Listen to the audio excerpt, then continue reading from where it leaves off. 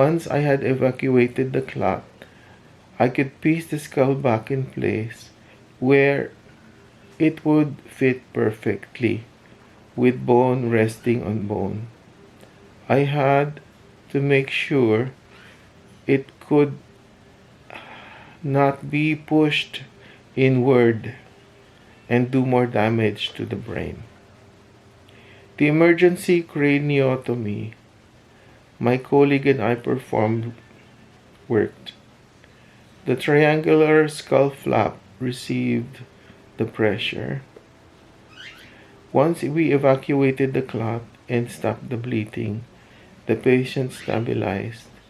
He awakened the next morning and spoke coherently to the staff and his family.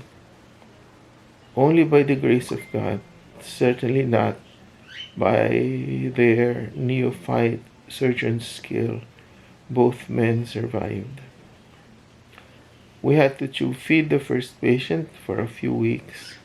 He eventually healed with nothing more than a single narrow crease-like scar across the width of his face, halfway down his nose. The second man actually had the rougher road to recovery. His physical wounds healed just fine, but the prospects of facing life without hands and being unable to care for any of his own physical needs emotionally devastated him for a time. Fortunately, we were able to make a plaster mold of his right wrist stump, which we sent to a company back in the States that made and donated a prosthesis. Within months, he had mastered the use of his hook and profoundly demonstrated an encouraging measure of personal independence. In the meantime, I was called to testify in the prosecution of the young man who had attacked my two patients. Because it was such a serious case, his trial was held in a regional court in Nakuru, more than a 3-hour drive away from Tenwek. Kenya's justice system follows the British model, so I was sitting in the courtroom, still trying to observe the distinctives. The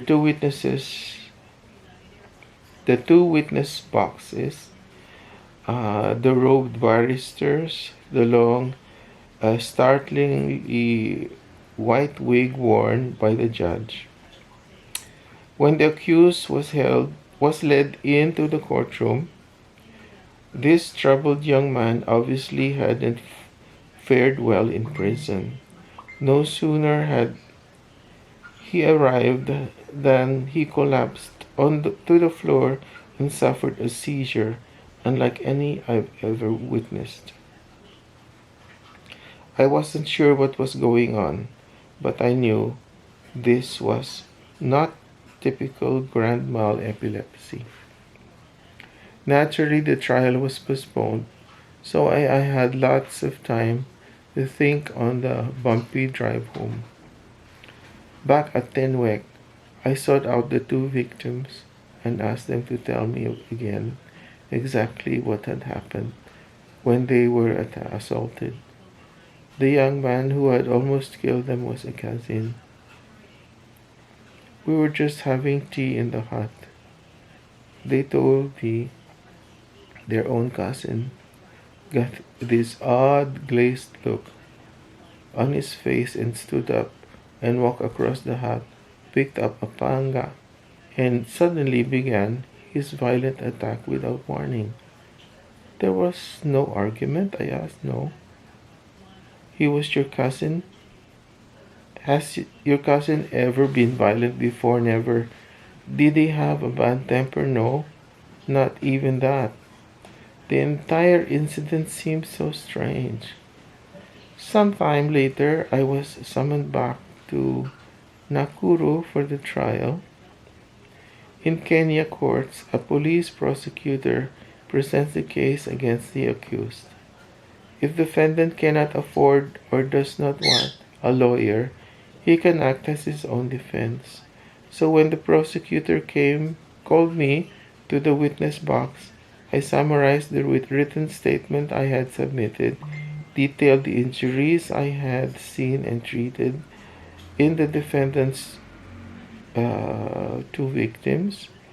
After I finished, I had answered a few questions from the prosecutor. The defendant himself stood to cross-examine me.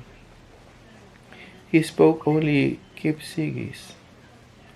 I was still far from proficient in the language, so his questions and my answers had to be translated from one language to another.